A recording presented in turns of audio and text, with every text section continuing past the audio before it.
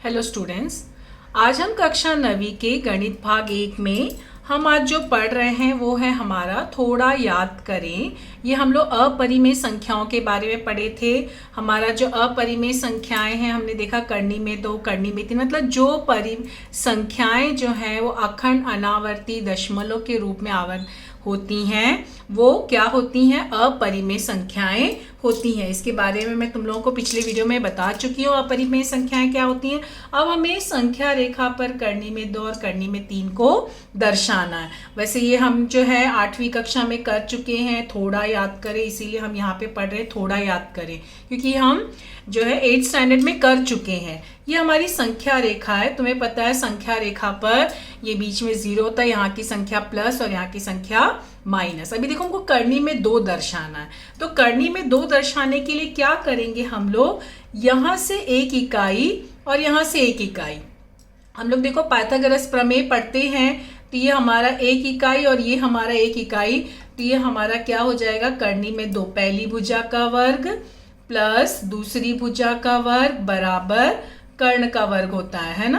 तो पहली भुजा का वर्ग हमारा 1 है, दूसरी अगर हमने 1 इकाई लिया ना और दूसरा हमने 1 लिया है और ये कर्ण का वर्ग हो गया, तो 1 और 1 मिलके 2 हो गया, ये कर्ण का वर्ग हो गया। तो कर्ण कितना हो जाएगा?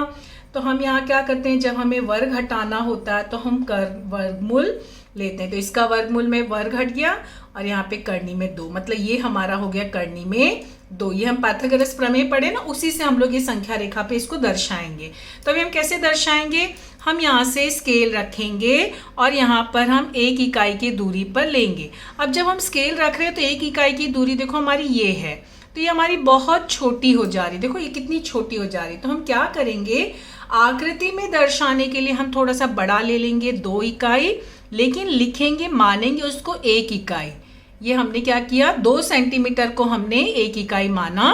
और यहाँ से फिर जो है हम लोग यहाँ से भी स्ट्रेट लाइन जो 90 अंश के कोण पे, ये हमारा जो है चांदा रखेंगे हम 90 अंश के कोण पे भी ये स्ट्रेट लाइन लेंगे और यहाँ पर भी हम लोग 2 इकाई की हम लोग लेंगे 2 सेंटीमीटर, लेकिन मानेंगे उसको हम लोग जो है वो 1 इकाई। ठीक है, तो ये हमारा जो है स्केल पे खींच लिए, तो हमें 2 सेंटीमीटर, 1 और 2 सेंटीमीटर 90 अंश का कोण होना चाहिए ना, तभी तो हमारा समकोण। लेकिन अभी हमने यहाँ पर 2 सेंटीमीटर लिया और इसको 1 इकाई लिया। इसके लिए क्या करना, तुम लोग यहाँ पे पैमाना ले लेना। पैमाना बराबर 2 सेंटीमीटर बराबर 1 इकाई। हमने क्या किया, क्योंकि ये हमारा 1 सेंटीमीटर बहुत छोटा हो रहा है, तो ये हम बड़ा करने के लिए 2 सेंटीमीटर लिए, लेकिन लिखेंगे 1 और इकाई, क्योंकि हमको कोई यहाँ पर जो है सेंटीमीटर नहीं लेना है, हमें माप नहीं लेना, तो हम उसको इकाई करके लिखते हैं। तो ये हो गया हमारा यहाँ पर इस तरह से। तो ये देखा जाए तो हमारा ये करनी में 2 है, लेकिन हमको क्या बोला? संख्या रेखा पर दर्शा। तो संख्या रेखा तो हमारी ये है, तो इस पे करनी में 2 कहाँ है? ये तो हमको एक इकाई मिली, तो हमको करनी में 2 दर्शाना है। तो हम लोग कैसे दर्शाते हैं, ये हम 8th स्टैंडर्ड में भी पढ़ चुके हैं। हम क्या करेंगे? 0 पे गोला प्रकार रखेंगे और ये दूरी हम नापेंगे। ये दूरी क्यों नाप रहे हैं हम लोग? क्योंकि ये हमारा करनी में 2 है। ये दूरी नापे, ये देखो ये हमारा करनी में 2 है। तब हम क्या करेंगे? यहाँ से ऐसे चाप लगा देंगे, ये हमारा चाप हो गया। ठीक है, ये हमारा करनी में 2। हमने क्या किया यहाँ पे? ये इस तरह से चाप क्यों लगाए? चाप, ये हमारा चाप नहीं लगाओगे तो भी चलेगा, लेकिन हमने ये दूरी नापा और ये चाप खींचने से हमको देखो यहाँ करनी में 2 मिल गया। तो ये हो गया हमारा करनी में 2। कहाँ से? ये 0 से लेके ये दूरी, 0 से लेके ये दूरी जो है हमारी करनी में 2 है। समझ रहे? यहाँ से यहाँ तक ये करनी में 2।